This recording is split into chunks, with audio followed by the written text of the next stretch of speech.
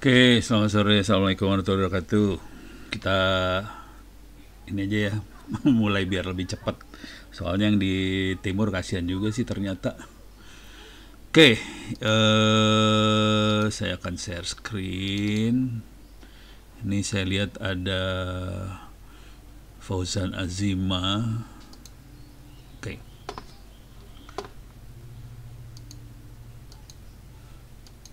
Oke. Ya. Eh ini langkah pertama kali ya. Kalau ada apa-apa silakan tanya di chat. Saya juga bisa dihubungin pakai email. Ini email saya ono@indo.net.id atau kalau mau pakai Twitter Ono Wikurbo. Ini di X ya, Twitter. Oke. Yang lebih rame di Twitter sih sebetulnya.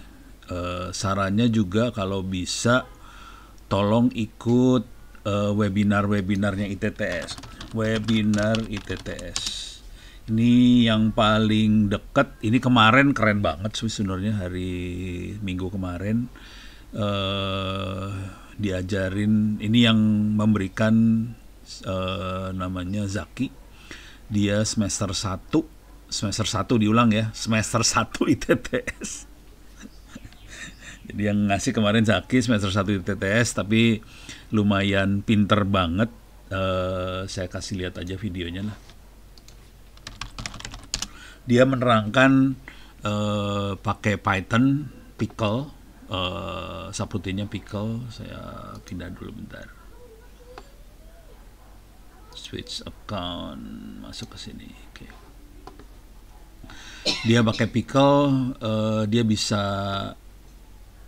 menyerang, attack sih sebenarnya, attack ke AI, artificial intelligence. Oke, saya akan masuk ke channelnya. Ini saya upload videonya, rekaman ininya, masukin di YouTube. Silakan masuk ke YouTube, channelnya Ono Center, kemudian lihat di konten. Nah ini nih, webinar Pickle. RCE adalah Remote Code Execution untuk AI atau machine learning gitu ya. Bisa di share nggak ya kontennya? Oke, saya coba cari URL buat share. Ini dia, dapatkan link yang bisa dibagi. Saya tulis di chat. Oke, silakan masuk. Tapi paling gampang sih bisa masuk ke YouTube, masuk ke Ono Center, lihat video-videonya yang paling terakhir yang ini nih, webinar Pickle ini kemarin. Nah, nanti hari apa ya? Ini saya kirim aja ininya, chat apa? Flyernya ini minggu depan.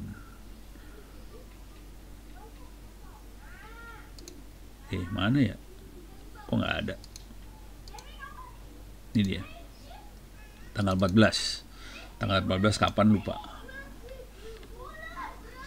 Saya kasih lihat aja ya. Tanggal 14 besok. Silahkan lihat juga tanggal 14. Jadi sebenarnya banyak hal yang bisa dilakukan untuk mengejar supaya lebih cepat kuliahnya.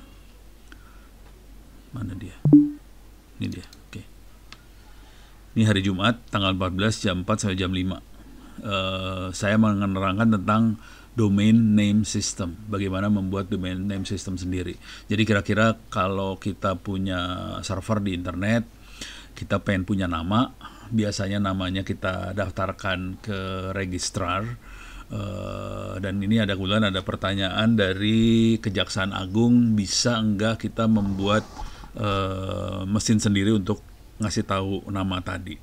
Ya udah, untuk jawabnya saya bikin webinarnya sekalian, kagok. Jadi silakan ikut. Oke, sekarang makhluk ini bagian dari apa? Saya tutup dulu. Oke, saya akan masuk ke kuliahnya. Tadi domain name system bagian dari kuliah Computer Network. Anda bisa mengerjakan di open course. Kalau belum daftar di open course, silakan daftar di open course. Kemudian silakan kerjakan ini. Nah, domain name system ada di ini dia. Ini materi DNS-nya ada di sini sih sebenarnya. Oke. Dan akan diterangkan di webinar hari Jumat minggu depan. Oke. Cuman ini silahkan dikerjakan, kalau nggak ngerti silahkan tanya. Sekarang juga nggak apa-apa. Jadi kalau ini kuliah ini silahkan Anda ikut. Sebetulnya minggu depan ada kuliah beneran. Silahkan ikut aja, nggak apa-apa. Jadi walaupun belum daftar, silahkan ikut kuliah sama saya juga nggak apa-apa. Kalau ada pertanyaan silahkan ditanya. Cuman minggu depan nih, jadi ini yang untuk webinar ya, webinar materinya dari Computer Network ini, khususnya saya akan bahas tentang ini. Webinarnya cuma sejam, jadi saya akan ngasih lihat bagaimana cara buat segala macamnya dalam waktu 1 jam kira-kira. Oke. Nah, mulai minggu depan hari Senin kita bisa kuliah sampai jam 9 malam. Dari jam 5 sampai jam 9 malam saya akan ngasih 2 kuliah sebetulnya. Yang satu adalah, bentar, Anda semua boleh ikut, nggak masalah. Nah, ini dia, Big Data sama IT Forensik. Jadi saya buka aja. Kalau mau daftar sekarang juga udah bisa sih sebenarnya. Silakan masuk ke open course, kemudian enroll. Di sini ada, ini saya udah nggak ada ya. Nanti enroll. Enrollment key-nya tuh ITTS 2023 kalau nggak salah. Jadi silakan enroll, masukin keywordnya 2025-1. Nanti akan ada dua kuliah keluar. Ada kuliah Big Data sama Data Analysis sama IT Forensik. Ini kuliahnya mulainya minggu depan jam 5 sampai jam 9 malam.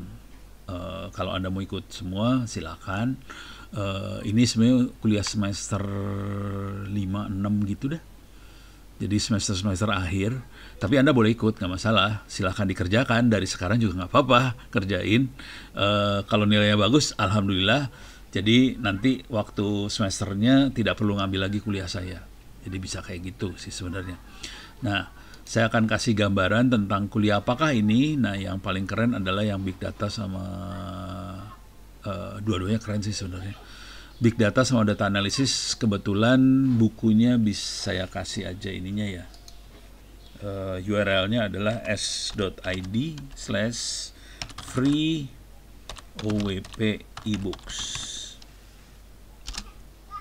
Itu URL-nya, buku-bukunya ada di sini, s.id free OWP ebook. Saya akan kasih lihat makhluknya. Copy. Nah, dia akan masuk ke foldernya. Di sini ada, nih dia, buku pegangan implementasi AI, machine learning sama big data. Ini buku yang buat big data. Kalau IT forensik kebetulan belum bikin bukunya. Bukunya masih berbentuk wiki, materi kuliah.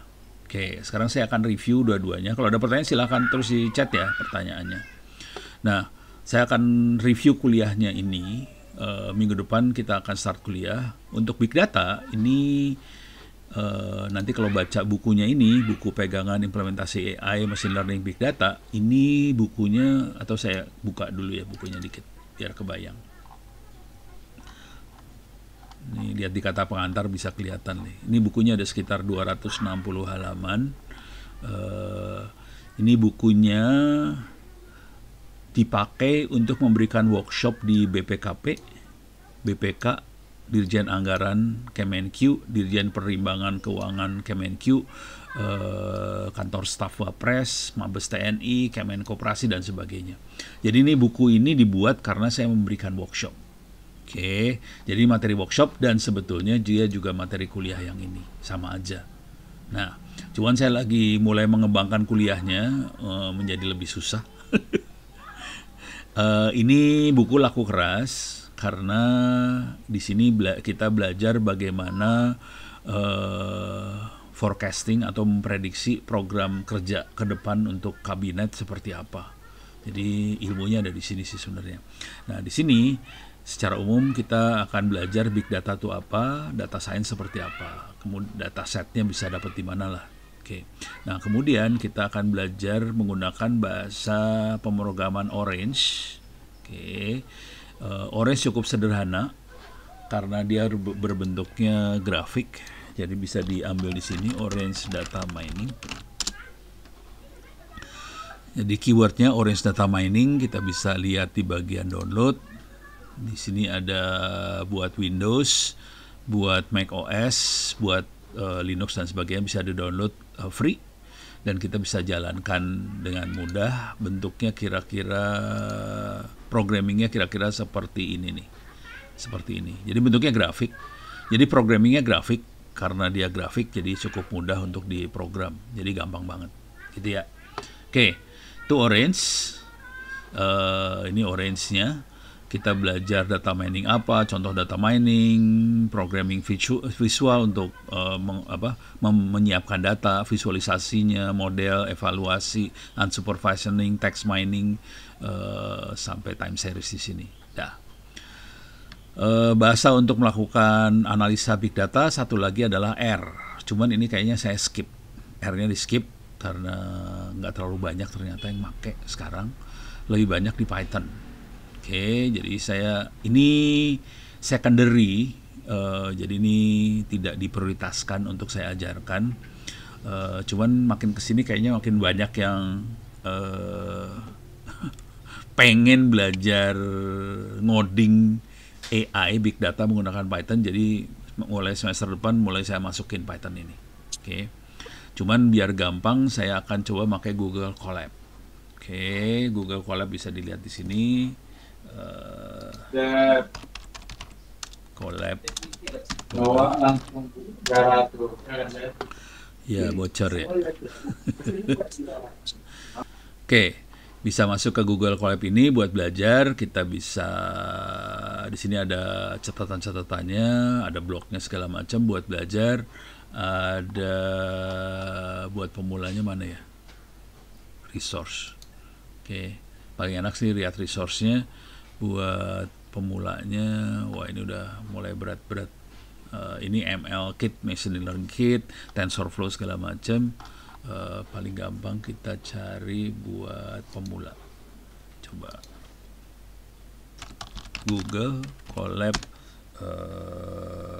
beginner. Nih. Jangan masuk ke sini deh. Masuk ke Google Colab-nya langsung juga ada. Nah, ini dia ada. Beginner. Ini buat pemulanya. Dia langsung bahasa Python, kita bisa belajar. Oh, ini langsung ke TensorFlow. Ini mah berat, TensorFlow langsung. Saya mau cari yang benar-benar beginner buat Python-nya. Ini tutorial point.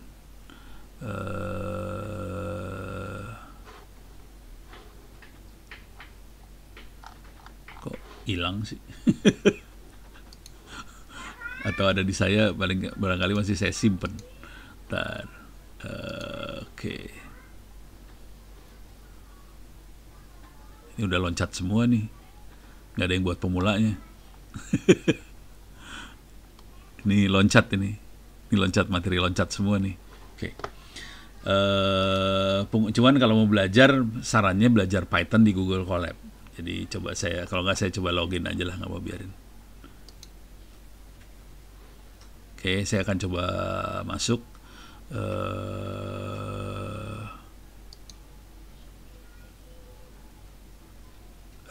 Oke.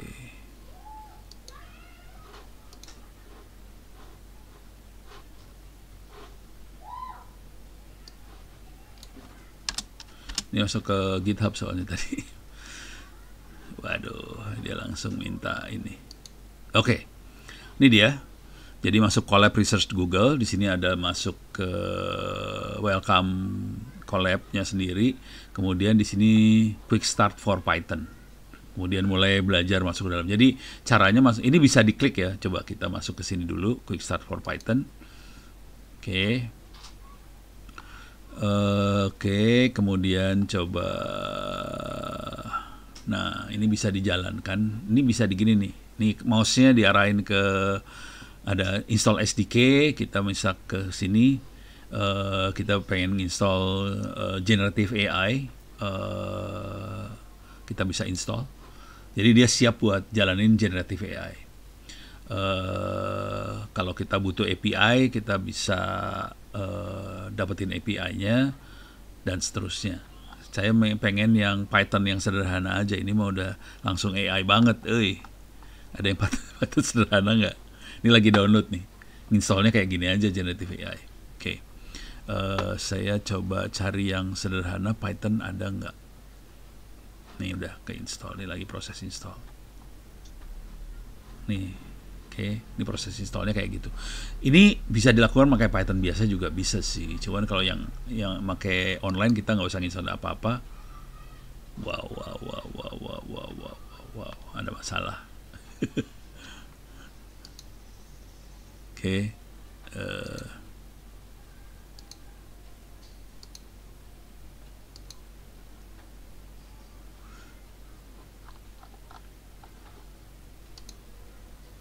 New notebook aja lah. Coba kita buka notebook baru aja ya.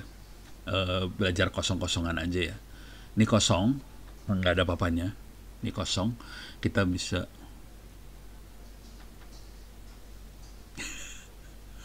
Oke. Ini contoh belajar yang curang banget karena kita dibantu sama AI. Oke, sekarang kita akan coba bego-begoan ya. Misalnya kita coba menit sama dengan 60 detik ya. Oke. Kita jalanin. Nanti dia bisa tahu bahwa dalam variabel menit ada angka 60, jadi kira-kira gitu. Tapi nggak keluar, harus saya print dulu sih, print menit. Oke. Harus dikasih, ini dia bilang harus dikasih kurung ya. Kalau print harus, do you mean print? Ya, fix error. Nih, udah bener. Sekarang kita jalanin. Jadi enak banget sih. Ini kita benerin ya. Oke, dah. Sekarang kita jalanin. Oke, langsung keluar 60. Jadi enak banget kita waktu ngoding karena dia akan ngasih tahu kesalahannya di mana. Oke. Kemudian kalau kita pengen ngitung, tambahin code lagi. Kita udah punya variabel sama menit. Kalau jam sama dengan 60 kali menit. Gitu ya. Oke, udah. Kemudian print jam. Oke. Kira-kira kayak gitulah cara bikin program. Jadi dia tahu sekarang jam itu 30. Nah, tinggal kalau mau rada gombal kita bisa tambahin di sini. Misal itu print jam. Bisa kita tambahin hari sama dengan 24 kali jam. Nah, sekarang tinggal print hari. Oke. Jadi kita punya dua angka, harusnya 3600 sama 24 kali 3600, nggak tahu berapa. Jadi kita bisa kayak gini caranya, program sederhana. Dan dia kalau ada error, dia bisa bantu kita buat benerin error. Jadi kira-kira seperti inilah cara bermainnya si Python di Google Colab. Cuman targetnya bukan programming Python sederhana kayak gini, tapi targetnya adalah kita buat belajar yang ini sebenarnya. Mana sih? Mana codingan saya tadi? Nih saya tutup lagi. Oke. Sorry ini ya. Jadi ini kita akan belajar Google Colab ini. Nah, untuk sampai ini cuma Python-nya doang, kemudian kita belajar TensorFlow. Oke. Yang ini catatan ini adalah TensorFlow di Ubuntu. Oke. Nah, ya kita bisa pakai Ubuntu, cuman sekarang saya lagi nyoba ngerem ke Ubuntunya soalnya kasihan. Harus install Ubuntu segala macam. Saya coba pakai online ke Google karena nggak beda jauh nanti antara yang di Ubuntu sama yang di Google, nggak beda jauh. Nah, kemudian kita TensorFlow ini masih ribet. Kalau kita di TensorFlow aslinya ribet, kemudian kita bisa masuk ke Keras. Keras lebih sederhana daripada TensorFlow karena Keras bikin satu lapisan yang lebih abstrak. buat menghandle TensorFlow-nya, jadi kita lebih gampang buat ngodingnya kalau pakai keras, kira-kira kayak gitu. Jadi kita tetap akan belajar Orange, kemudian nanti R akan saya skip, terus kita Python kemungkinan besar saya langsung masuk ke Google Colab, terus masuk ke TensorFlow, terus keras, terus selesai. Gitu. Kira-kira seperti ini yang di Big Data sama Data Analytics. Cuman yang jadi masalah di sini adalah di bagian data analytics-nya sebetulnya yang diajarin ini lebih ke arah data engineering sih sebenarnya, bagaimana kita melakukan coding. Nah, yang jadi masalah adalah bagaimana cara melihat data. Nah, itu data analisis sih sebenarnya kayak gitu. Nah, itu agak susah diajarin karena harus punya insting atau punya apa ya? Ya punya insting lah. Insting itu hanya bisa didapat kalau kita sudah sering melihat data. Contoh, jadi ini nggak diajarin ya, bagian yang ini agak susah. Saya kasih lihat aja masalahnya. Misalnya gini. Big Data sama AI masuk ke mata kuliah apa? Yang pasti saya ngajarnya di teknik komputer. Teknik komputer lagi. Teknik informatika. Cuman harusnya ini ada di informatika juga. Harusnya. Oke. Harusnya semua jurusan dapat sih. Tapi yang pasti di teknik informatika sama di informatika ada. Kalau di sistem informasi kemungkinan juga ada, cuman mungkin tidak seberat yang dua ini. Gitu. Kira-kira kayak gitu. Jadi tiga jurusan ada, cuman yang lebih berat di dua, di informatika sama di teknik informatika. Gitu. Nah, gitu ya. Ini buat Mas Rizky. Nah, sekarang saya pengen ngasih lihat masalahnya kalau kita ini misalnya kita ngelihat data. Ini data beneran. Ini data. Jadi kalau kita melihat data bentuknya tabel seperti ini dan ini menyebalkan sekali. Ini data beneran. Ini data 1000 UMKM, usaha kecil menengah di Bekasi. Ini datanya 1000 nih. Data benernya dari kementerian mereka punya 13 juta data. Cuman saya nggak bisa minta 13 jutanya. Mereka cuma bisa ngasih sampel. Dia kasih sampelnya 1000. Ini bayangin data seperti ini. Datanya kayak gini nih. Nah, saya bacain pelan-pelan ya. Mudah-mudahan kebaca nih. Ada nomor, ada provinsi. Ini provinsinya sama semua karena cuma satu kota Bekasi doang. Ada nomor provinsi, kabupaten, kecamatan, kelurahan. Kecamatan, kelurahan berbeda-beda. Ada modal pendirian, ada bulan mulai beroperasi, tahun mulai beroperasi, jenis kelamin, disabilitas, status pengusaha, apakah itu pemilik dan pengelola dan sebagainya, pendidikan, SD, SMP, SMA dan sebagainya. Kemudian skala usaha sama semua, skala usahanya mikro. Kategori KBLI itu kategori punyanya si Kementerian Koperasi, kemudian ada metode pemasaran, apakah dia digital atau tidak digital, penggunaan teknologi, bisa elektronik atau manual teknologinya, kepemilikan laporan keuangan, ada laporan keuangan atau enggak, terus status kepemilikannya, omset, tenaga kerja laki, tenaga kerja perempuan. Oke. Ini kalau, dan ini jujur nih. Ini jujur ya, terus terang aja, si orang kementerian pun kalau ngelihat yang ini dia nggak bisa ambil kesimpulan dari datanya dia. Jadi yang jadi masalah, data kita sebagian besar kayak seperti ini. Ini masih untung bentuknya file. Sebagian data lagi berbentuk kertas. Dilihatnya udah bengong pas ngelihat karena bentuknya kertas nggak bisa diapain. Jadi yang menjadi masalah bentuknya kayak gini datanya. Nah, di waktu itu mereka waktu ngobrol sama saya cuma nanyanya gini doang, Pak Ono, ini data mungkin nggak kita update, cuma gitu doang. Buset, lu punya data belasan juta, pertanyaannya cuma gimana cara ngupdate datanya. Padahal dengan kita punya data belasan juta, kita bisa dapetin sesuatu yang keren.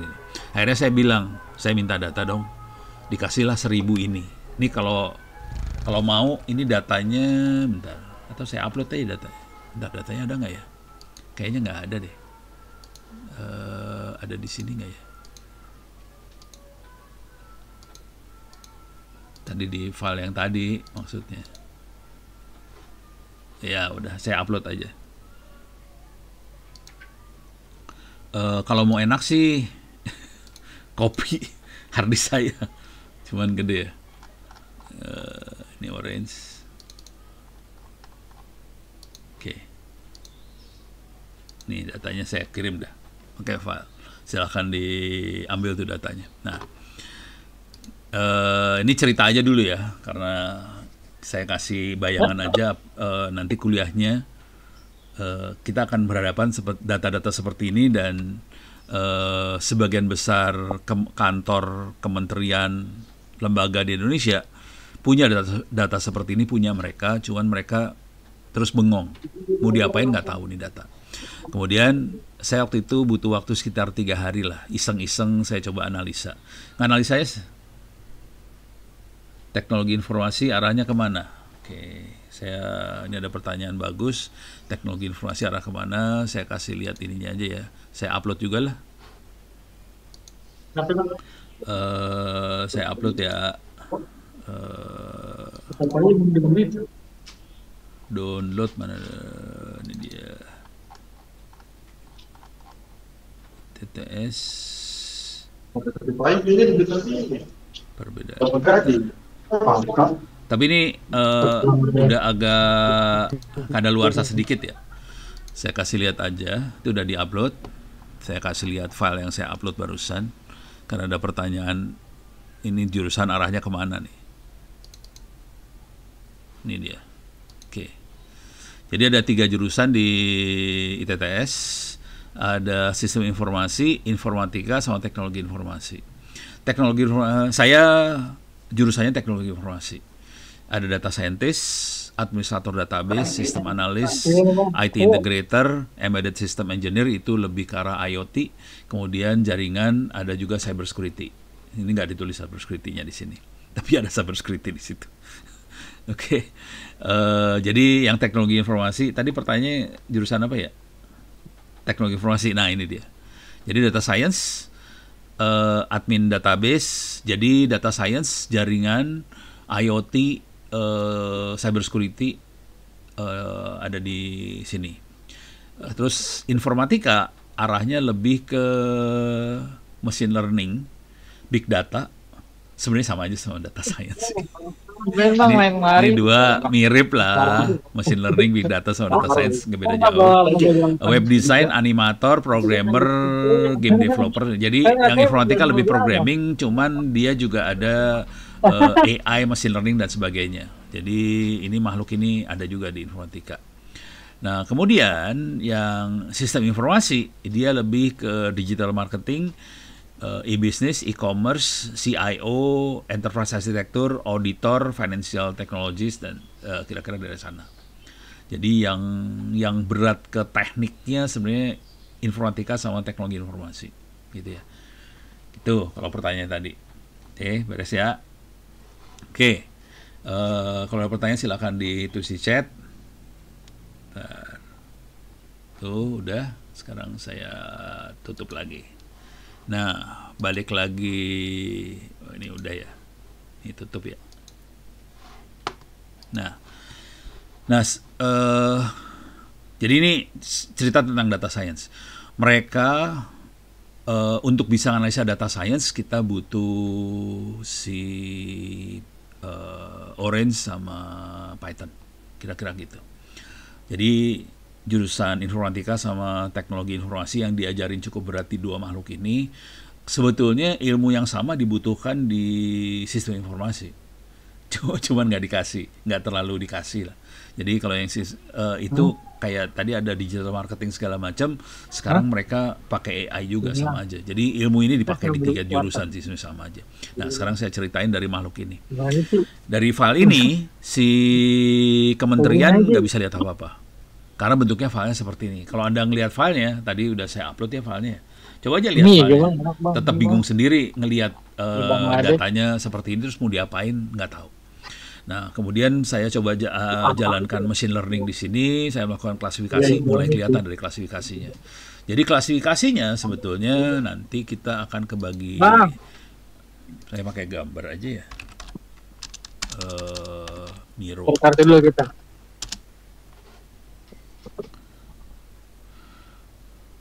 Oke, untuk cyber security mencakup blue team, red team, ya itu istilah di lapangan blue team, red team sih. Oke, saya kasih lihat cyber security ya. Banyak tuh makanya Bentar, ini dia cyber security, salah.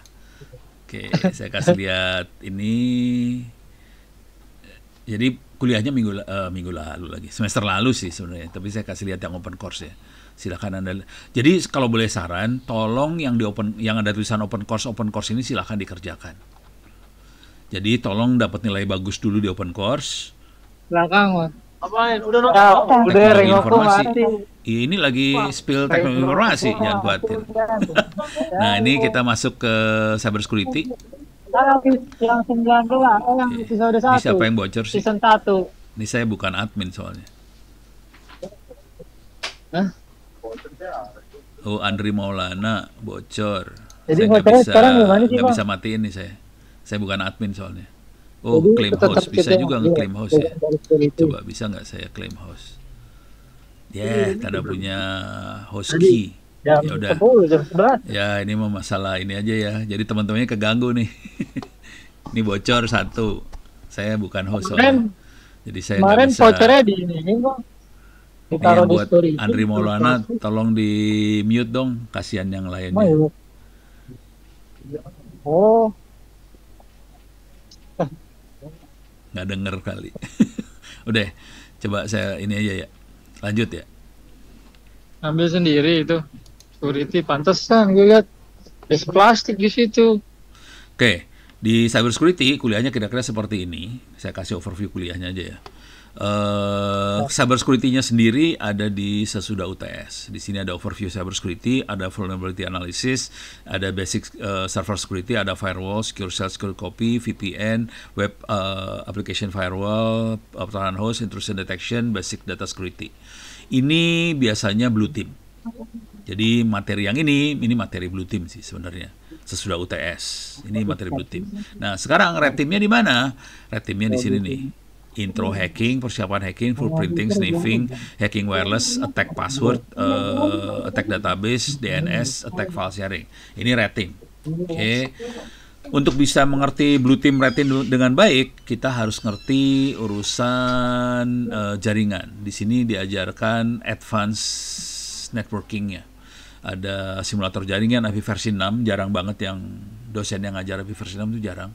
Ada kuliah sendiri tentang IP versi 6 kalau kita buka Yang di ada, sini. Bang, vouchernya, Bang. Di sini ada Vouchernya belum kuliah ada. IP versi 6. Nih, Iya. ada kuliah sendiri IP versi 6. Kemudian di sini ada routing, advanced routing, ada OpenBTS. Ini hampir nggak ada kuliah di kampus-kampus yang lain yang ngajarin OpenBTS. Jadi praktis adanya di TTS sih. Mungkin ada di ITB mungkin. Tapi biasanya di ITB cuma tugas akhir, di UI juga cuma tugas akhir. Kalau di ITS ada modulnya. Dan mahasiswa kita bikin namanya Fatah Fali Hilmi. Dia posisinya sekarang ada di Taiwan. Ini dia orangnya. SMK TKJ cocok banget masuk teknologi informasi. Ya, cocok banget. Tapi intinya bukan TKJ-nya sih sebenarnya. Untuk masuk yang jurusan-jurusannya emang harus minat. Kalau nggak minat agak berabe sih sebenarnya, itu aja sih. Jadi kalau minat oke banget. Nah, Fatah Fali ini contoh aja, dia dari SMA. Dia bukan dari TKJ, dia dari SMA dan jujur dia itu tidak lulus UMPTN ya. UMPTN tidak lulus dia. Nggak diterima di UMPTN, masuklah dia di TTS dan dia sebenarnya nggak terlalu di depan komputer. Jadi awalnya dia nggak terlalu depan komputer. Nah, kemudian dia bikin 5G sendiri, bukunya bisa dilihat di sini, andipublisher.com. Jadi mulai ngutak-ngatiknya dari semester 1 di TTS ya. Ini saya masukin kata kuncinya Ono. Jadi masuk andipublisher.com, kata kuncinya Ono, saya turun ke bawah. Masuk yang nomor 2. Di sini ada membuat operator seluler 5G sendiri. Ini bukunya kalau dibaca, saya gedein. Ini ada namanya Fatah Fali Hilmi. Jadi yang nulis dia juga penulisnya. Nah, Fatah ini posisinya sekarang ada di Taiwan. Sedang mau S2. Kalau udah kerja di Blue Team cocok, kocok aja. Kalau udah kerja di Blue Team cocok. Tapi gini ya, untuk menyelesaikan gelar sarjana, Anda harus menyelesaikan 114 kredit kuliah. Jadi ada kuliah bahasa Indonesia, kuliah bahasa Indonesia, bahasa Inggris segala macam itu ditaruh di semester akhir, semester 8. Jadi nanti ada kuliah ngoding Python lah, itu kuliahnya harus diberesin semua tuh. Jadi nggak cuma belajar cyber security doang. Cyber security cuma 3 kredit soalnya. Nanti harus belajar juga ethical hacking. Di sini ada ethical hacking. Itu ratingnya harus belajar. Saya akan ngasih lihat si Fatah. Oh, ini dari D3 ya? D3 kayak 1. Kalau D3 kayak 1 gini. Tolong minta transkrip D3-nya ke kampusnya. Kemudian ngomong ke bagian penerimaan mahasiswa di TTS. Ini transkrip D3 saya. Jadi Anda kemungkinan besar harus menyelesaikan sekitar berapa ya? 55-an kredit lah. 50 sampai 60 kredit lah. Biasanya daerah situ. Kalau kita transfer dari D3 kayak 1. Jadi tidak harus menyelesaikan 144 kredit. Jadi harus menyelesaikan kemungkinan sekitar 50 sampai 60 kredit. Atau sekitar setahunan lah. Mobil Persija di dalam. Buat nyelesain Persija bisa. Enggak, kalau 55 kredit itu setahun. Iya, bisa lebih ya, 1,5 tahun kali ya. Soalnya satu semester sekitar 20-an kredit. 20 kredit, jadi kalau 60 kredit kan sekitar 3 semester ya. Kalau cepet ya. Jadi kerjanya harus cepet banget nih. Dan fokus, pastiin semuanya selesai di waktunya. Tapi kalau kuliah karyawan kan malam ya. Nah, ini berat bebannya sih sebenarnya. Tolong waktu kuliah karyawan kerjain semuanya, tugas-tugas segala macam beresin supaya selesai cepat gitu. Nah, yang beda di cyber security ini saya ngajarin yang Open BTS ini, saya kasih lihat dikit ya Open BTS-nya. Ini Fatah yang ngerjainnya tadi. Nah, ini hasilnya dia bikin 5G sendiri. Kecepatannya segini nih, saya kasih lihat PQRS speed test, ini dia. Ini kecepatannya dia. Ini yang dia bikin. Kecepatannya sekitar 800 Mbps. Jadi coba ya tanya sama siapa namanya? Telkomsel dan teman-temannya, kecepatan lu berapa? Gitu aja. Ini kita bikin sendiri ya. Fatah bikin sendiri, makanya Fatah akhirnya kondisi Fatah masih semester 7, belum selesai sebetulnya. Akhirnya dia kuliah semester depan ini online, jarak dari jauh dari Taiwan karena udah ditarik sama Profesor Ray di Taiwan. Profesor Ray di NTUST. Ray Guangcheng, ini ada gambarnya kagak ya? Ini dia orangnya, masih muda. Dia ngundang Fatah untuk S2 di Taiwan. Jadi posisi dia masih semester 7, belum semester 8. Semester 8 baru mulai minggu depan. Jadi akhirnya saya bilang sama Fatah, tolong nego berapa 2 kuliah. Dia tinggal sisa 2 kuliah. 2 kuliah tolong dinego supaya dia bisa berangkat ke Taiwan. Dia udah berangkat tanggal 1 kemarin, udah posisi di Taiwan, dia nulisin S2 gitu. Jadi S1 belum selesai, tapi dia nulisin S2. Parah. Cuman dia kayaknya harus balik soalnya ijazah belum keluar. Nanti bulan ya harusnya September bisa terus. Kalau di ijazahnya baru keluarnya Oktober nih, pening kepala saya jadinya. Jadi kalau bisa saya lagi nego-nego supaya bisa, tapi susah banget karena itu ijazah dari Diknas. Jadi agak susah saya negonya. Dia udah beres sih sebenarnya, cuman ya begitulah, Republik ini susah dinego. Ntar dibilang korupsi lagi, berabe dah saya. Padahal kagak, emang anaknya udah perform sih. Udah beres ya. Nah, kira-kira kayak gitu. Nah, ini khusus buat untuk yang D3K1, kemungkinan besar Anda harus nyelesain sekitar 50-60 kredit tergantung. Ya misalnya kalau D3-nya bukan IT kan masih lebih banyak kuliah yang harus diambil ya. Kalau IT lebih dikit kuliah yang harus diambil. Kira-kira kayak gitu. Dengan cara itu bisa ditransfer dari D3 ke S1. Nah sekarang supaya bisa cepat selesai, kuncinya sederhana. Fatah itu dia nulis buku ini. Teknik telekomunikasi. Programmingnya ada kagak, itu yang jadi masalah. Karena programmingnya kagak ada jadi akan nambah kredit. Soalnya banyak programming yang bikin kacaunya tuh. Nah kalau telekomunikasi enak sih, buat mainan kayak gini jadi enak gitu. Nah si untuk bisa cepat selesai, si Fatah contohnya dia udah bikin buku. Jadi waktu dia semester 1-2 udah mulai nulis buku. Jadi buku ini bisa menggantikan skripsi gitu. Cuma tetap ada sidang ya. Karena ada beberapa nulis buku cuman kopas-kopas aja, pas ditanya di sidang ternyata nggak ngerti apa yang ditulis. Jadi sidangnya tetap ada, kepaksa. Cuman kalau nulis paper jurnal, contoh yang nulis paper jurnal adalah Heidi. Heidi itu newspaper jurnal. Ntar, coba saya lihat. Ini juga tinggal 2 kuliah doang nih si Heidi. Coba ntar. Jadi ada yang newspaper jurnal, ada yang nulis buku nih. Publikasi. Ini dia. Ini Heidi. Dia newspaper jurnal. Bisa dilihat di sini sih sebenarnya. Ini jurnalnya.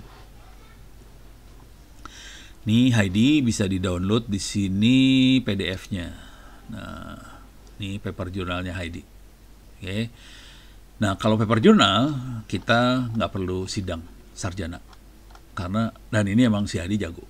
Asal tahu aja jurnalnya Heidi ini levelnya Sinta 2. Jadi kalau di Indonesia ada Sinta namanya, Sinta 1, 2, 3, 4, 5, 6. Sinta 1 paling susah, Sinta 2 kedua susah, Sinta 3 lebih gampang, 4 relatif gampang, 5 gampang. Oke. Jadi Heidi levelnya Sinta 2. Jadi waktu itu dia cuma ngomong gini aja, Pak Ono, saya pengen nulis gini-gini, terus saya arahin, coba lihat yang ininya, coba cara nulisnya kayak gini segala macam. Udah selesai, dimasukin sama dia ke Sinta 2. Tembus, masuk. Ya sudah, ini bahasa Inggris ya dia nulisnya. Jadi kalau bisa nulis paper jurnal, skripsi hilang. Nulis buku, skripsi hilang. Kalau punya karya, skripsi bisa hilang juga. Tapi sarannya sih buku sama paper jurnal. Lebih disukai paper jurnal sih sebenarnya, cuman paper jurnal lebih susah masuknya. Buku lebih gampang masuknya. Jadi ini contoh nih Heidi, dia ini nggak ditulis bahwa dia mahasiswa loh. Ini nggak ditulis nih. Cuman ditulisnya Departemen Computer Science Informatics ini doang ditulisnya, padahal dia ini mahasiswa posisinya. Kalau Ono kan dosennya ya, ini mahasiswanya. Parah. Bahasa Inggris. Oke. Terus juga waktu itu saya arahin ininya, referensinya kalau bisa. Nah, dia referensinya berapa? 39 referensinya. Minimalnya jurnal 24 referensi. Perhatiin referensinya bahasa Inggris semua ya. Bahasa Inggris. Makanya langsung tembus paper jurnalnya. Kalau nulis buku bahasa Indonesia, nulis buku bukan bahasa Inggris, nulis buku bahasa Indonesia. Jadi nulis buku itu bukunya kagak laku kalau bahasa Inggris. Jadi penerbitnya ada beberapa, ada 3 penerbit paling enggak. 1 Andi Publisher yang barusan saya kasih lihat, itu bahasa Indonesia. 2 lagi buku cepat, yang 1 Pustaka Aksara, saya kasih lihat dulu ya, Andi Publisher. Cuman bukunya 20 halaman ya. Oke, ini Andi Publisher di Jogja. Ini Jogja, Andi Publisher. Kita nggak usah bayar apa-apa. Kalau jurnal kita harus bayar. Ini asal tahu bayarnya 2,5 juta rupiah. Heidi bayar 2,5 juta rupiah nih ke jurnal. Jadi kalau jurnal kita keluar duit biasanya. Kalau Sinta 2 duitnya lebih mahal, 2,5 juta rupiah. Kalau buku kita dapat duit. Jadi kalau Andi Publisher kita dapat uang nih sebenarnya, royalti. Cuman Andi Publisher kita nggak ngeluarin uang, cuman dia butuh waktu sekitar 1 tahun dari masukin sampai bukunya terbit. Butuh waktu 1 tahun. Jadi kalau mau selamat, nulis bukunya dari sekarang, gitu. Dan bisa saya bimbing nulis bukunya. Oke. Nah, ini nulis buku Andi Publisher 1, kita nggak usah keluar duit, kita dapat duit. 1 lagi adalah dipublish. Nih, penerbit dipublish Jogja. Nah, ini bukunya lebih cepat nih. Bukunya bisa sebulan terbit. Oke, berbentuk cetak maupun e-book boleh. Cuman kalau di TTS kita sarannya 200 halaman. Kenapa? Supaya bisa diakui oleh Dikti.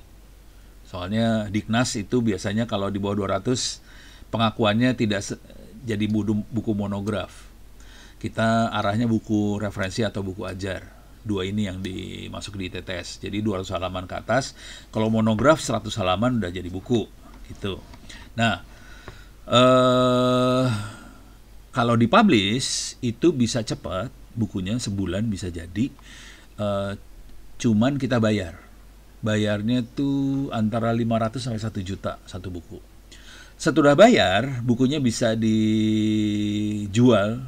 Dia punya toko buku, ini perhatiin di Paus ada toko bukunya. Dia akan ngejual bukunya di toko buku ini dan kita dapat duit balik dari buku yang kita terbitin.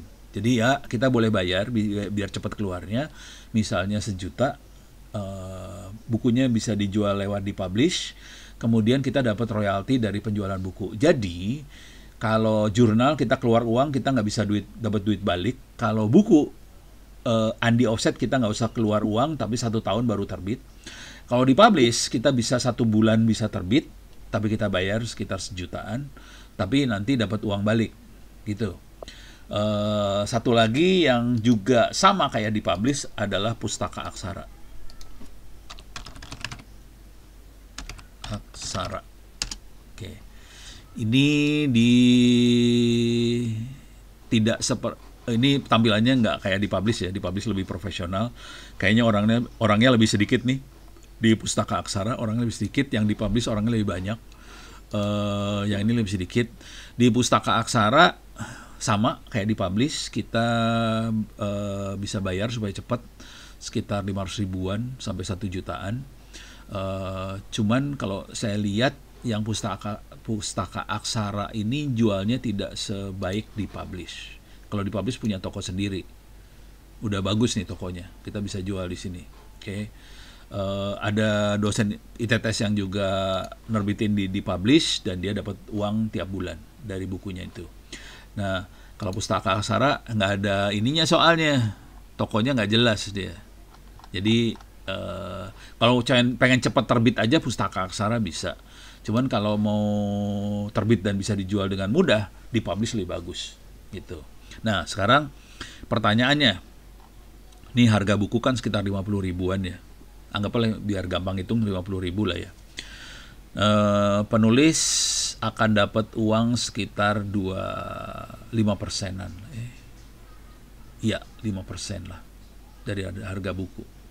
Jadi 5% dari 50 ribu rupiah. Kalau 1%, kalau 10% kan itu berapa? 5.000 rupiah ya.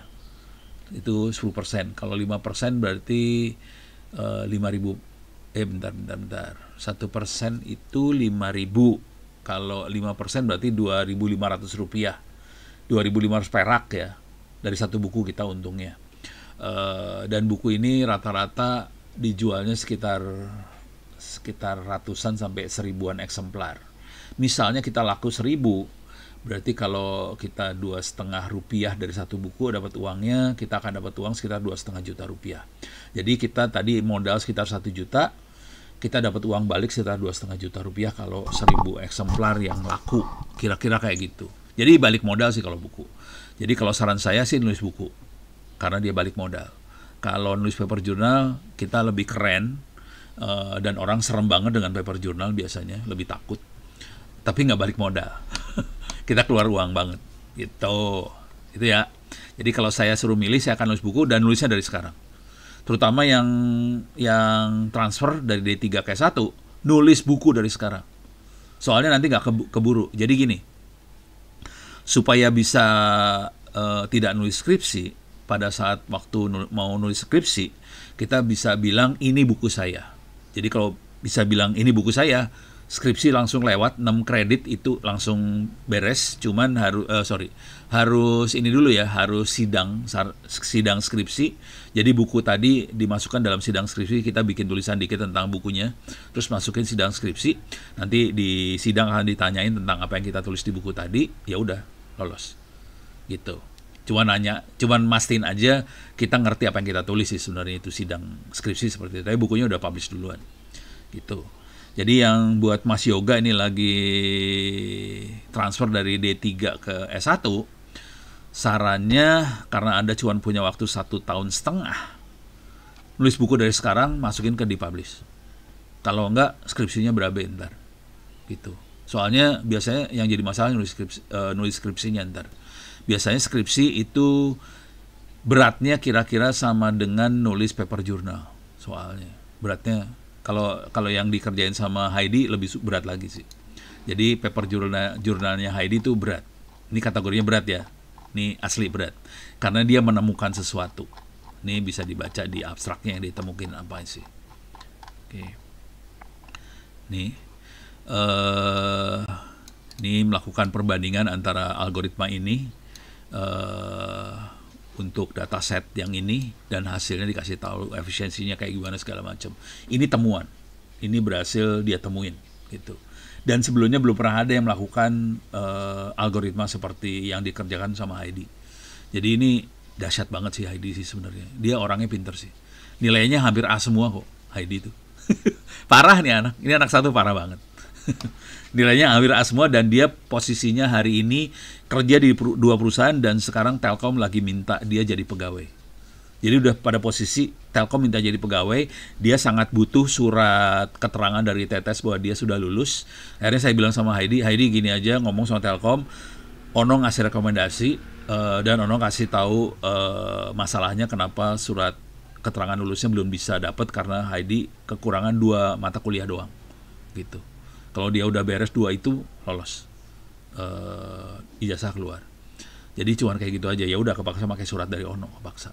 Gitu. Nilainya A semua. Bentar, saya bisa lihat nggak ya? Udahlah. Pokoknya nilainya A semua. Jadi sarannya nih buat yoga, tolong kerjain dari sekarang bukunya. Tektokan dengan saya di email, silahkan. Arahin bukunya supaya bisa cepat selesai. Kalau mau cepat selesai, masukin ke jangan Andi, masukin ke dipublish sini, masukin dipublish, nego sama dipublishnya, ya keluar duit di sini ya, keluar duit sekitar 500 sampai 1 jutaan supaya bisa bukunya. Email saya, ono@indo.net.id. Oke, tuh. Tapi sebetulnya tidak harus sama saya juga boleh. Kalau mau ganti jurusan mungkin nggak, harusnya mungkin ini kan belum mulai kuliahnya ya, harusnya mungkin nego aja ke Pak Bambang itu warek akademik ya, Pak Bambang itu warek akademik, beliau yang jadi ngurusin panitia buat penerimaan mahasiswa baru. Pak Bambang salah ngetik tuh, Bambang maksudnya ya, gara-gara ngetik kecepatan. Jadi kalau masih mau pindah jurusan bisa.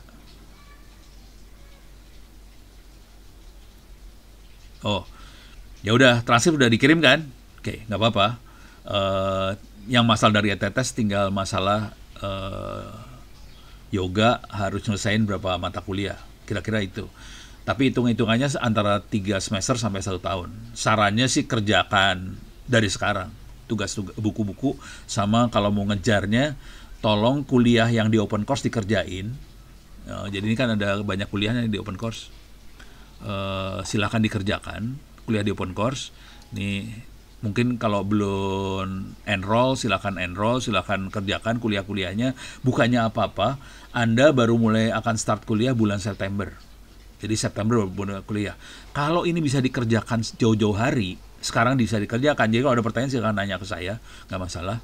Silakan kerjakan jauh-jauh hari. Jadi pas hari hanya Anda bisa bilang ke bagian akademik, saya udah punya nilai dari open course, nilainya sekian. Udah nggak usah ikut kuliah, langsung nilainya masuk. Gitu. Jadi ini kuliahnya disengaja saya buat supaya Anda semua bisa curi start. Jadi nggak usah kuliahnya nggak usah dikerjain lagi, dapat nilai dari sini langsung dimasukin nilainya. Nah di sini ada kuliah ethical hacking, ini red team ada di sini. Kalau yang pengen red team ada. Kalau mainan AI ada data engineering, ada big data, ini ada cloud. Cuman cloud ini materinya berubah nih sebenarnya karena kita banyak pakai Ubuntu sekarang, udah lebih serius lagi cloudnya. Ada beberapa materi yang belum masuk di sini. Computer network, cyber security, data engineering, ethical hacking, IoT, termasuk teknologi teknik informatika, Ini bukan kuliah yang ini. Ya ini bukan kuliah, ini materi buat orang-orang aja yang pengen bikin server internet offline buat sekolah-sekolahnya dan sebagainya. Oke, IP versi 6 ini optional, termasuk kuliah pilihan sih. Ini Lutfi bimbang. Masih bimbang. Bimbangnya apa? Kalau bisa saya bantu, saya bantuin lah. Tapi intinya gini lah, kalau soal bimbang ya. Ini jangan khawatir. Saya kasih tahu cerita saya aja lah. Kalau Anda belum, saya itu S1. Jadi saya gini. Ono itu waktu SMA sudah bikin program pakai bahasa basic. Waktu SMA Ono itu bikin pesawat terbang, glider. Coba saya kasih lihat ya. Glider A1. Segede ini. Ini pesawat terbangnya kayak gini. Cuman bedanya adalah saya gambar sendiri pesawatnya di meja gambar. Jadi saya gambar di meja gambar, saya ngerancang aerofoilnya segala macam, terus saya bikin pakai kayu balsa sampai pesawatnya terbang.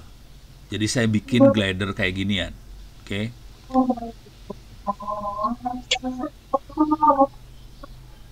Oh, butuh NIM ya? Dinego deh. Kirim email saya, nanti saya tanyain ke Pak Bambang. Jadi yang mengeluarkan NIM-nya si Pak Bambang, karena mau ngambil C kan, saya akan ngomong ke Pak Bambang, ini ada anak ITTS mau ngambil C, butuh NIM. Itu. Jadi ya bisa. Jadi bisa kayak gituan bisa dinego semua sih. Cuman ya gitulah. Ada masalahnya, masalah besarnya bukan di ITT sih sebenarnya. NIM itu nantinya akan nempel ke database punya Dignas. Apakah mungkin after tarawih saya email? Ya mungkin aja sih. Cuman saya kasih tau masalahnya ya. Masalahnya bukan di ITT nanti. Masalahnya di Dignas. Jadi segala sesuatunya nanti nempel ke database-nya Dignas. Termasuk NIM. Konsekuensinya NIM ini nanti akan di-generate sama Dignas. Nah yang jadi masalah, apakah mungkin kita masukin ke database Dignas sebelum kuliahnya dimulai? Soalnya kuliahnya baru mulainya September. Gitu. Jadi ada masalah di situ. Kalau si C-nya tidak ngecek ke Dignas, masalah beres. Yang masalah kalau si C-nya ngecek ke Dignas, ini NIM-nya belum masuk ke Dignas. Itu yang jadi masalah. Bisa berabe urusannya. Gitu sih. Kalau dari tetesnya sih, mungkin ngecek ke Dignas ya, itu yang bahaya sih. Soalnya database-nya terintegrasi sama Dignas. Jadi kita nggak bisa sembarangan ngeluarin NIM sih sebenarnya. Dan ini baru masuk NIM-nya September. Jadi yang jadi masalah Dignas-nya sih. Ya kayak gitu dah. Saya juga pusing nih. Fatah pusing, Heidi pusing. Gara-gara mereka cepat semua. Lebih cepat dari jadwal. Dignasnya nggak bisa dikejar kayak gitu caranya. Wah, pening jadi saya. Gitu, karena kalau cross check, jadi Fatah ada masalah di visa buat S2-nya. Visanya baru bisa dikeluarin kalau Fatah bisa ngasih lihat ijazah aslinya. Ijazah aslinya belum bisa keluar karena Fatah belum nyelesain semester 8. Baru bakal selesai September besok. Pening langsung. Bisa dinego. Jadi untuk email masing-masing mahasiswa bisa dinego. Sebetulnya kampusnya nggak ngeluarin sih sebenarnya. Tapi bisa dinego. Orang negonya namanya Yoga. Jadi negonya sama Yoga. Sama Pak Agung lah, sama Yoga juga. Pak Agung ya. Negonya Yoga sama Pak Agung lah, saya terus di chat. Pak Agung adalah wakil rektor urusan kerjasama luar, beliau yang megang server buat ITTS. Sebenarnya servernya dipegang oleh berapa orang? Ada Pak Agung, ada Pak Aulia dekan ya. Kalau Pak Agung wakil rektor. Cuman adminnya, operatornya Yoga. Yoga bisa ngesetin si email kampusnya. Cuman atas sepengetahuan Pak Agung sama Pak Aulia aja. Gitu. Oke. Kalau dibutuhin buat daftar ceh dan sebagainya kan ya. Biar lu pada selamat dah, cehnya bisa lulus semua lah, gitulah kira-kira. Gak apa-apa. Kalau saya sih bagus-bagus aja kayak gitu. supaya pada oke. Cuma nanti mungkin perlu cross check dulu jadi kan ini kan mahasiswa masih kategori masih belum mulai ya. Nanti pasti tolong bilangin saya udah daftar di TTS, udah terdaftar sama, nanti mereka akan ngecek ke Pak Bambang ini orang udah daftar belum. Kalau udah daftar, kalau memang minta buat kebutuhan apa ceh dan sebagainya mah dikasih lah gituan mah. Kalau nggak dikasih ngomong ke saya nanti saya yang marahin ke sebelah sono gitu. Gitu ya. Oh ini cehnya dari Metro Data. Oke, siap. Gitu ya. Nah, ini cerita sama saya aja ya. Saya sendiri bidangnya waktu S1, waktu SMA saya bikin ini, dan saya bikin pemancar radio. Pemancar radio make 6V6 dan 6L6. Makhluk apakah ini? Bingung dah lo. Nih bentuknya radionya kayak gini nih. Pakai ini rangkaiannya kayak gini, nih radionya kayak gini nih ya. Ini radionya seperti ini. Nih, kalau ini udah pakai amplifier nih. Seperti ini. Kalau ini audio, ini bukan radio nih. Jadi saya bikin pemancar. Jadi konsekuensi dari situ awalnya Ono itu akan masuk ke mesin penerbangan. Gitu. Jadi jangan khawatir. Saya awalnya masuk mesin penerbangan, maunya kayak Habibie. Waktu itu Habibie lagi berkibar kan ya, Ono pengen seperti Habibie juga. Cuman bapak saya bilang kamu masuk elektro aja karena ini masa depannya lebih dahsyat lagi elektro. Dan saya udah pernah bikin program di Basic, saya bikin pemancar radio. Saya jadi yang mesin saya tinggalin. Tinggal 2 nih urusannya, programming sama pemancar radio.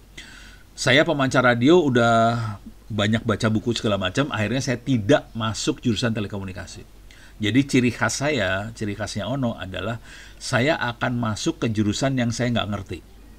Jadi kalau saya udah ngerti, ngapain saya belajar lagi? Jadi saya tidak masuk ke jurusan telekomunikasi. Gitu. Karena saya udah ngerti telekomunikasi, saya bisa bikin pemancar radio segala macam, bikin antena, ngitungnya segala macam, udah ngerti semua, ngerti gimana cara masukin suara ke dalam pemancar segala macam, ya udah. Saya nggak masuk telekomunikasi. Akhirnya, karena saya udah biasa megang komputer segala macam, bikin program segala macam, saya tidak masuk informatika.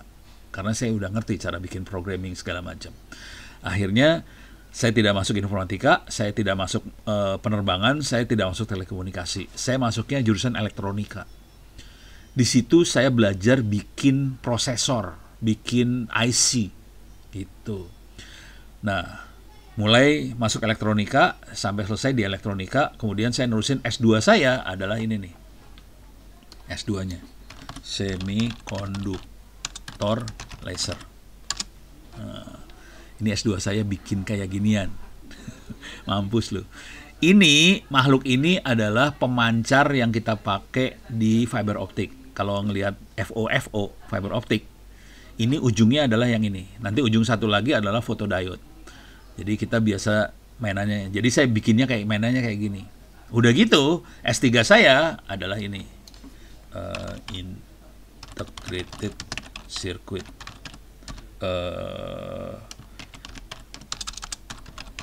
ZMR. Silikon. Nah, saya nih bikinnya kayak ginian. Mainannya kayak ginian. Ini kayak ginian tapi pakai teknologi yang susah. Teknologi ini biasanya dipakai untuk satelit sih. Jadi saya bikin IC buat satelit. Jadi saya dunianya tergabung perpotongan antara dunia telekomunikasi sama dunia integrated circuit, silikon dan sebagainya. Jadi mainnya elektronika, silikon tapi telekomunikasi. Gitu. Jadi mainnya kayak gitu. Makanya saya ngerti telekomunikasi, ngerti IC-nya segala macam, microwave ngerti segala macam. Nah, dengan bekalnya seperti itu saya cukup kuat, terlalu kuat di elektronik sih sebenarnya, elektroniknya kuat banget. Tapi saya hobinya adalah komunikasi data, jaringan dan sebagainya. Jadi akibat dari situ jaringan saya juga bisa kuat. Jadi saya termasuk kalau ngelihat sejarahnya internet Indonesia bisa dilihat lah, masuk ke Ono Center sini ya. Ini ada sejarah internet Indonesia, ini ada sejarah internet Indonesia. Ini bisa kelihatan di sini awal internet Indonesia.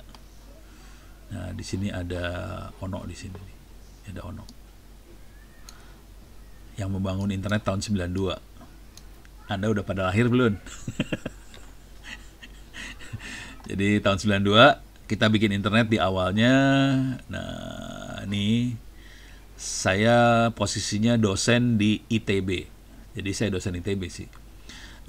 Dan kita bikin internet router ITB ya. Routernya ITB. Ini seperti ini.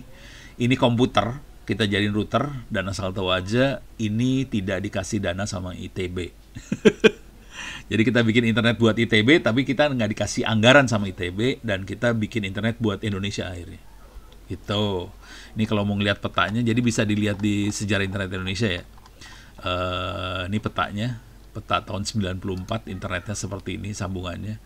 Ini ada ITB. Ini ada sambungan dari ITB ke LAN, PT Inti, ke ITENAS, SMA 3, STT Telkom. Waktu itu masih STT Telkom namanya, sekarang Telyu, Unpad, Unpar, segala macam. Ada sambungan juga ke Jogja, ada sambungan ke Surabaya, ada sambungan lewat satelit. Ini yang 3 ini satelit semua. Ini yang operasin Ono, bikin sendiri. Jadi dari ilmu-ilmu yang bikin IC segala macam bisa bikin ini. Jadi kalau Anda lihat sebetulnya saya ilmunya bukan teknik informatika sih sebetulnya. Jadi sebenarnya yang saya pengen sampaikan sebenarnya gini. Mau jurusan apapun buat saya sama aja sih sebenarnya. Yang penting kitanya.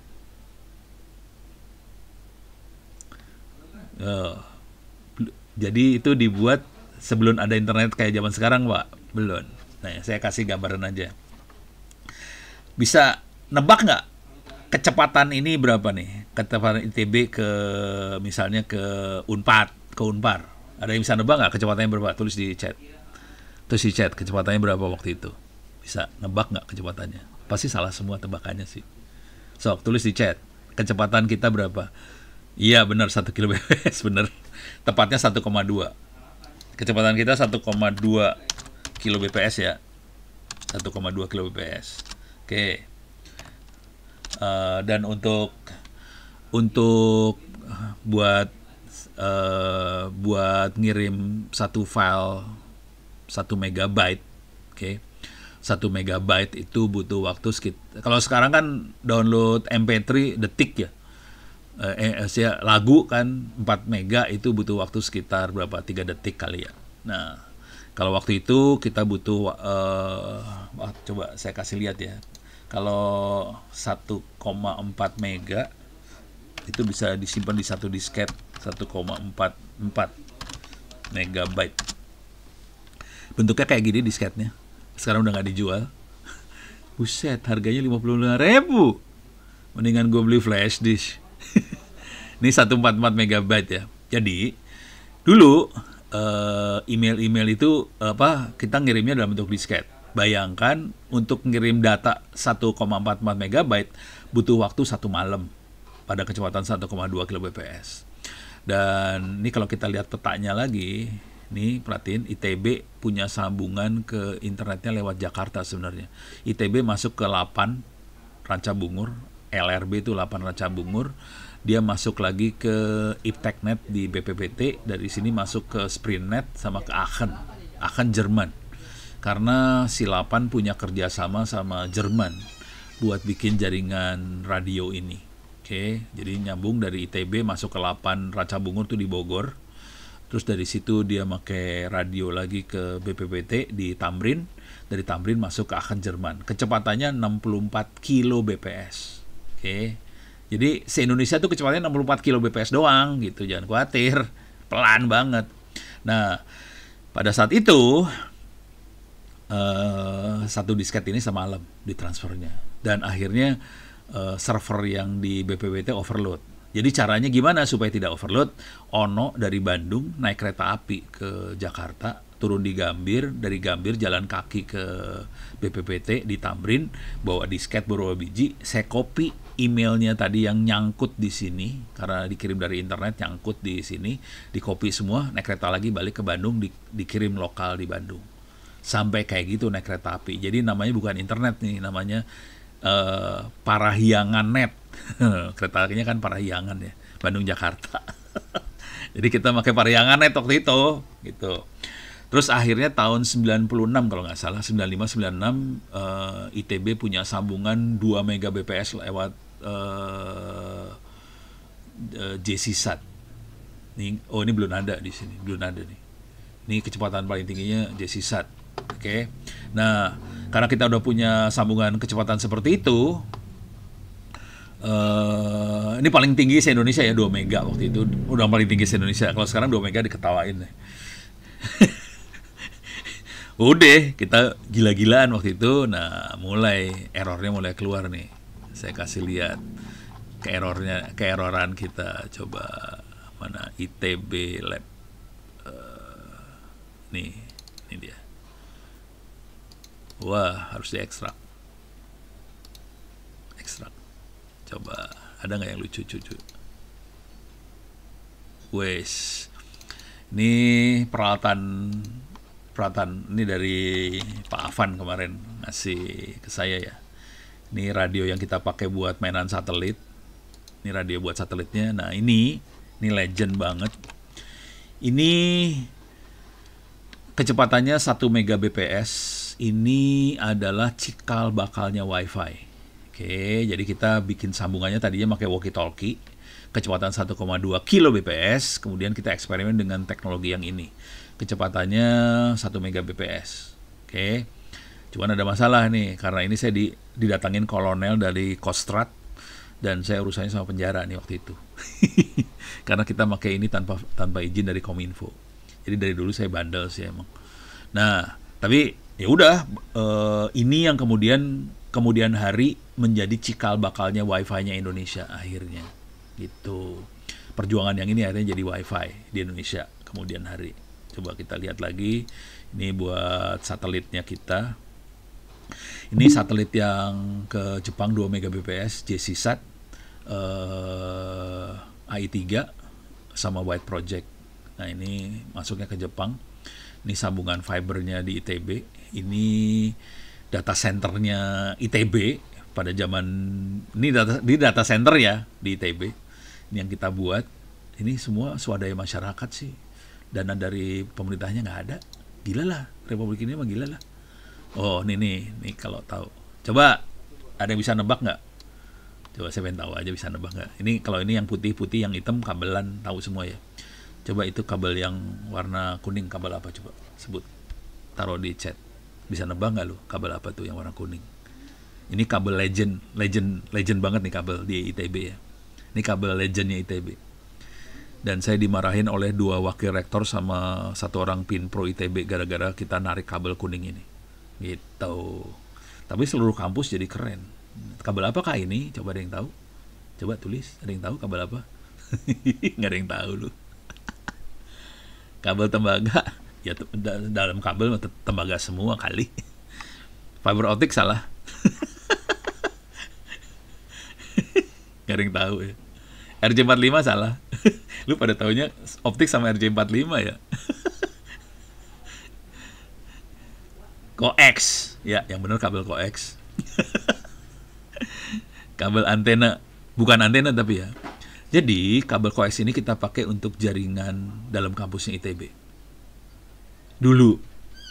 Jadi ini harga kabel, kalau nggak salah harganya semeter 1.500 perak lah dulu. Pada zaman dulu ya. Buat TV ini bukan buat TV, buat internet ini. Internet kita pakai ini kencang buat internetnya, kecepatan 10 Mbps.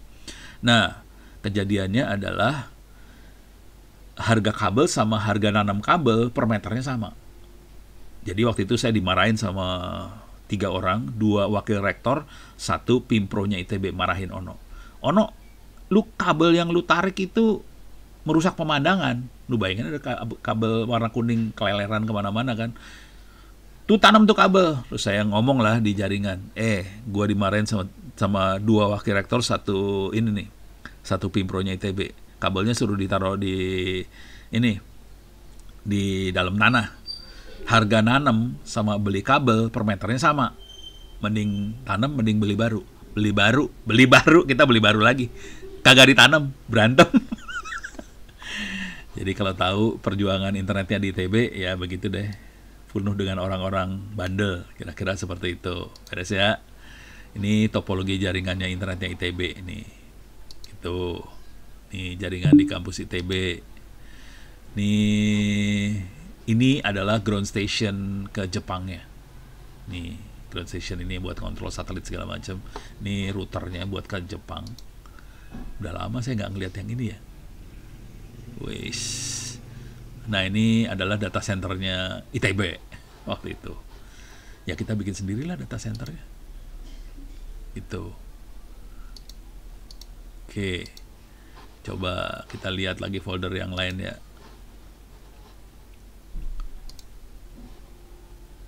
Itu barang udah microsat. Oh, ini mah buat mainan satelitnya kita nih. Ini Pak Rektor. Tadinya dia marah sama Ono. Akhirnya ujungnya terakhirnya dia pro sama Ono. Mendukung Ono akhirnya. Tapi saya pernah dimarahin. Ini anak-anak waktu ngediriin antena buat satelitnya. Antenanya dapat sumbangan dari teman-teman orari yang lain, senior saya di orari. Ini rektor ITB waktu naikin satelitnya. Wah, ini dia. Itu. Legend lah pokoknya kira-kira. Nah, satelit ini yang akhirnya membuat saya bikin tulisan di Kompas dan akhirnya membuat teman-teman 8 bikin satelit sih. Nah, akhirnya 8 ini yang banyak dipakai sekarang yang 8A2. Ini satelitnya umurnya sekitar berapa ya? Sekitar 8 tahun lebih, 9 tahun. Pendahulunya Starlink. Ya, kita lagi bikin 5 satelit yang kira-kira kayak Starlink. Teman-teman saya lagi pada bikin kayak Starlink. Kalau yang ini, satelit ini kita pakai walkie-talkie sih. Oke, misalnya 8A2 Jota.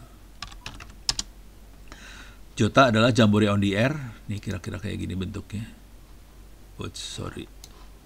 Atau kalau nggak, ini kelihatan yang ini, gambar yang ini ya. Oh, ini geser dulu nih. Ini kelihatan, ini ada antena, ini ada walkie-talkie nih di ujungnya nih. Mana walkie-talkie-nya? Ini yang pegang siapa nih walkie-talkie-nya? Nggak kelihatan. Ini yang rada kelihatan yang ini nih. Ini kalau dilihat ini ada walkie-talkie di ini, ada megang mic. Oh, kalau nggak yang ini kelihatan nih. Ini ada walkie-talkie nih. Ini walkie-talkie yang dipegang. Ini Pramuka lagi pegang satelit ini. Oke. Ini pakai satelit yang 8A2 yang bikinan kita. 8 punya 3 satelit. Sekarang lagi bikin lagi 5 satelit. Oke, teman-teman. Tapi anak-anak orari semua sih yang bikin. Itu. Jadi kayak gini nih. Pakai walkie-talkie. Jadi kira-kira teknologinya sama dengan yang dipakai sama internet di ITB sekitar berapa? 30 tahun yang lalu.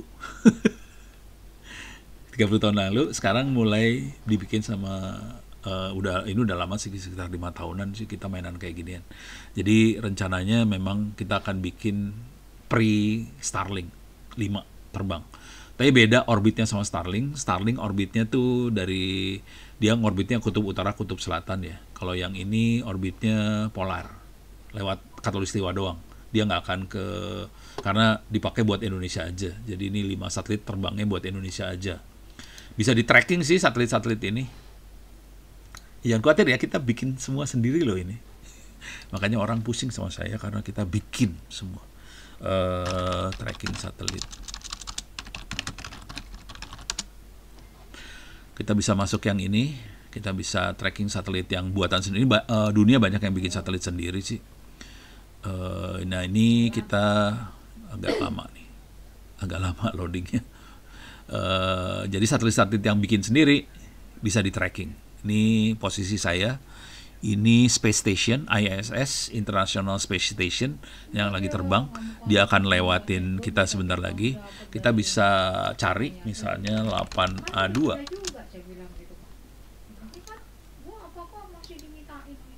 Nih 8A2. Posisinya ada di atas Afrika sekarang. Kelihatan posisinya dari atas Afrika. Dia akan nyampe ke Indonesia berapa jam lagi nih, beberapa jam lagi akan lewat kita gitu. Nah Ini perhatiin ada kode 8. 8 tuh lembaga 8 udah nggak ada di Indonesia sekarang ya. 8 ya, saya sedih juga sih. Jadi 8 itu dibubarkan sama BRIN sama Jokowi. Hilang 8. Jadi udah nggak ada lagi 8. Jadi sekarang namanya BRIN. Ya kemampuannya di bawah 8 sih sebenarnya. Di sini ada kodenya IO86.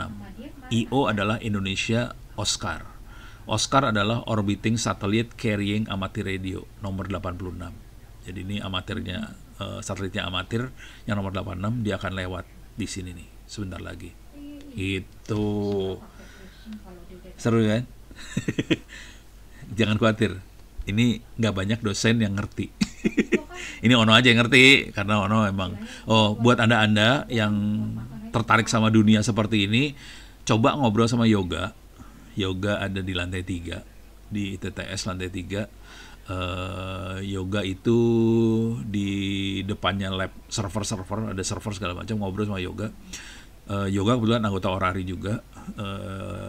Dengan Yoga ada beberapa radio single sideband bisa dipakai main di situ. Itu saya lagi mungkin bawain dia solder segala macam buat besok. Rencananya kita mau naikin antena di atas gitu buat mainan. Biaya bikin satelitnya 3 miliar gitu. Tapi kalau yang murah 8 kategorinya mikro ya, mikro satelit. Kalau yang murah nano satelit. Yang akan dibikin 5 itu nano. Biayanya lebih murah. Wes udah buka nih kita. Kira-kira gitu ya. Kita lanjut minggu depan. Kalau ada apa-apa silakan hubungi saya. Minggu depan tetap kuliah di sini. Cuman minggu depan udah kuliah beneran. Jadi nggak akan ngomong kayak gini. Saya akan kuliah beneran sama mahasiswanya saya yang benerannya. Silakan Anda ikut, nggak masalah. Nomor Zoom segala macamnya sama persis. Gitu ya. Kuliahnya nanti ada 2 kuliah Big Data sama kuliah forensik. Seperti yang saya bilangin tadi. Oke, sampai ketemu minggu depan. Mudah-mudahan bisa bermanfaat. Billahi taufiq wal hidayah. Assalamualaikum warahmatullahi wabarakatuh. Oke.